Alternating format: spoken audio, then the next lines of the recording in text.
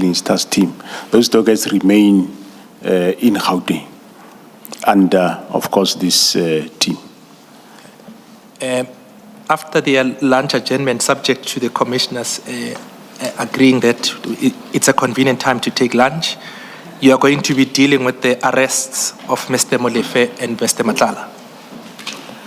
Let us indeed take the lunch adjournment now and resume at 2 o'clock. Thank you. Thank you.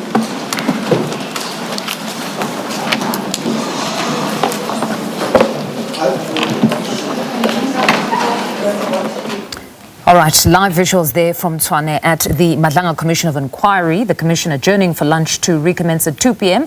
Today is, of course, day 4 of the commission with a new witness on the stand, being National Police Commissioner General Fannie Masemola. The commissioner starting off with the police structure and roles of various heads, starting with the police minister, where General Masemola indicated that the minister's powers are in the main confined to policy. He was then asked a very pertinent question by the chair of the commission as to whether he would ever comply with an instruction by a police minister that deals with matters beyond the minister's purview. He struggled a bit to answer that one, saying it would depend, something that prompted the chair to actually probe even further, asking what exactly would it depend on if the minister clearly lacked the powers to instruct. He then responded by saying, well, such a scenario as a start is career limiting, being that nevertheless, though, he stated that he would not follow an instruction by a minister on matters beyond his purview. Now, Masemola has also touched on the success rate of the Political Killings Task Team, saying its success rate is unmatched, saying it's evident in the arrests we have been seeing from the Katiso Molefes to the Kat Matlalas, then going on to state that Minister Mkhunu, having asserted that the task team adds no value, was quite baffling to him, and he doesn't know what measure the minister used. That statement on its own quite loaded, and most certainly something Minister Mkhunu will have to give clarity on when he appears before the commission as to what metric was used to establish that the political task team was of no value. Well, pardon me, joining us to unpack the National Police Commissioner's testimony is the Institute for Security Studies, Willem Els. Good afternoon, Mr. Els, as usual. Thank you very much for joining us on the program. Now, it's the turn of the National Commissioner to assist the Commission today on its work. But before we get to the substance of the Commissioner's statement, let's just start with your views on just his demeanor on the stand and just clarity in unpacking the issues, especially at the beginning.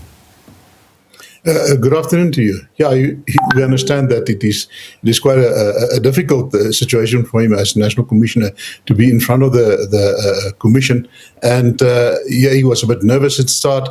And also, like you mentioned, the Commissioner had to actually clarify quite a few things that he said. But we see that is part of the TOR of the Commission. They have to get clarity over this. They have to find out the facts. And also they have to establish whether they have a clear understanding about what is being said in order to take that as prima facie, but also at the end of the day to further interrogate it with cross-examination or other means. It wasn't lost on us the fact that he struggled there at the beginning with specifically that question around whether he would comply with an instruction of a minister who clearly lacked perhaps the legal power to instruct.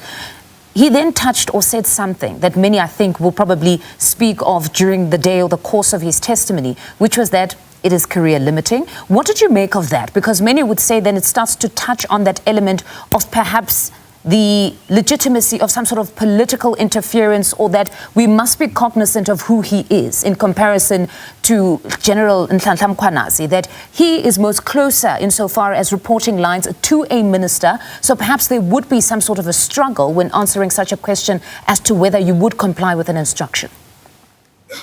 Of course, and then indeed it is seen as career limiting, because especially if you look at Section 206 and 207 of the Constitution, where it defines the role of the minister and the role of the National Commissioner, but also where there are some openings and some gaps that is maybe open for interpretation, and that is one of the reasons why this commission is also there, and what we believe at the end there might be some recommendations in order to clarify those challenges contentious because it seems that was a center to the challenges that have been experienced and also to the expose by General Makwanasi.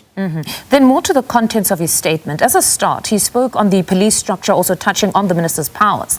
The commissioners then, we heard, started building up to the question on the directive to disband the political killings task team on the basis that it added no value.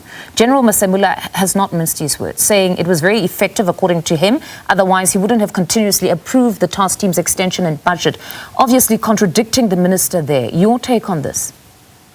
Yeah, indeed. And then that is why I think also the commissioner then ventured up, all three of them actually ventured into further questioning, interrogation of that, where he then had to clarify how they rated their successes. And then he came up with where it is an arrest and a conviction, not necessarily a sentencing. So that was something that provided clarity to them as well. So it just demonstrates to us the uncharted waters that are here under clarification that needs to be found here. But what do you make of the metric itself here, if we're using that as a standard, that the number of convictions? Because if, let's say, you've got 100 cases and you get 50 convictions, that means you're at 50%. Is that adequate enough a standard? Or just like he emphasized, that beyond that, we're saying they're unmatched because in most instances, these would be very complicated cases, in fact, dead cases or cold cases. So it also must be taken into account that these are very difficult cases. So even if you've got 50% convictions, it most certainly still places them at that level of saying they are unmatched. What do you make of just the standards of measuring success of such a team? Yeah, that is always contentious. But if you have to look at the national detection rate of all crimes in South Africa, that stands currently at about 12.5%. So if you come up now with 50% for this task team, of course, it's a complete different ballgame. If you look at their successes, if you look at the successes of robberies in South Africa, is currently at 9%. So that is why I think the argument from the National Commissioner is that compared to all the others, this was hugely successful. Doctor, I think we'll leave it there for now and touch base with you perhaps at around 10 to 2 just before the Commission recommences. I know that we've heard at least from the Commission that when they return, they'll be now touching beyond the killing of Aman Swart. It will be now the arrest of Katiso Molefe as well as Kat Matlala, the very big one. So most certainly we'll start to build up at just around 10 to 2. Thank you very much for that.